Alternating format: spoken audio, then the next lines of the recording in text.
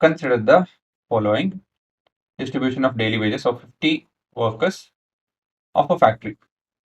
So one thing is, I know that frequency will add up to 50. It has to, because there are 50 workers.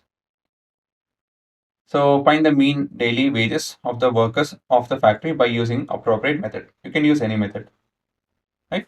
So what is that the table is giving you? The table is talking about the daily wage, the daily salary, the daily amount set of people get, 50 people get in a factory, which varies from 100 to 200, right? So the class width is 20, class size is 20. So they made such a group, and this is your frequency.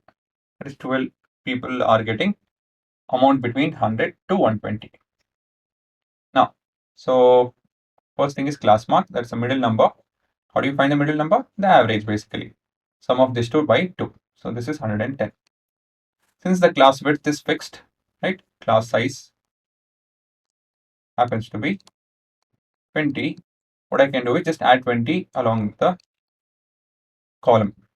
So 150, 170 and 190. Just to verify if you are right, check the last row and check if the class mark matches. If it matches, then you're good. You're not done any mistake. Okay, the next thing is you need to decide the method. So pause and think what to do. Should we go with this and directly find XIFI, or should we go with assumed mean or step deviation? That's the main thing. That's what you need to learn to decide.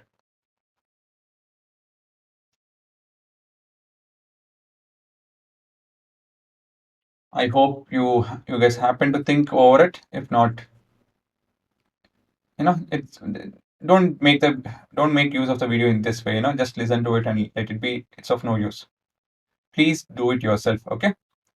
So yeah, multiplying this two is too horrible. So let's not do that. We can make it a lot easier just by this method.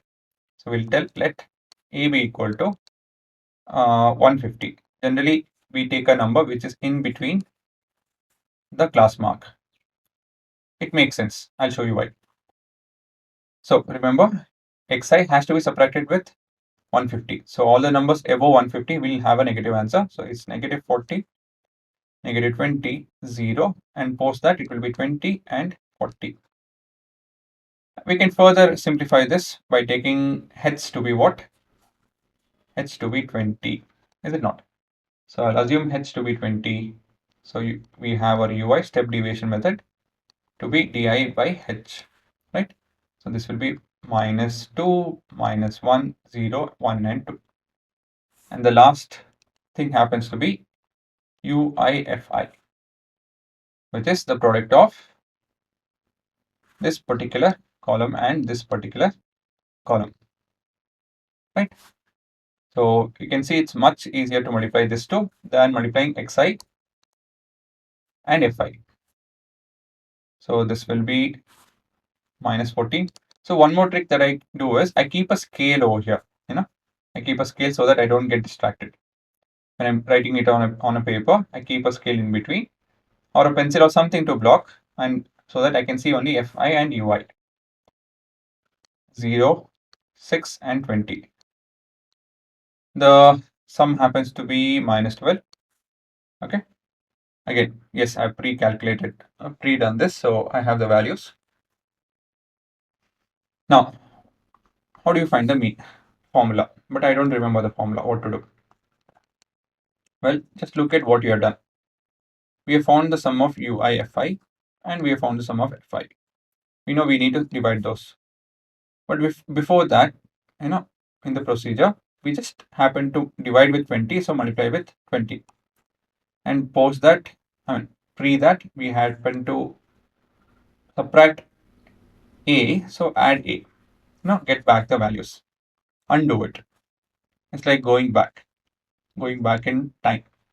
So this is 150 plus, we happen to subtract with 20, and the sum happens to be minus 12, and this happens to be 50. So this I'll show you the calculation. 0, 0, minus 24. Okay, I know it's not that difficult. 4.8. So 145.20 paise. So the final answer is the daily mean of daily wage equals to rupees 145.20 paise. And if you don't write in this manner at last with the appropriate unit, you lose half mark. Okay, so please pause and have a look at the answer.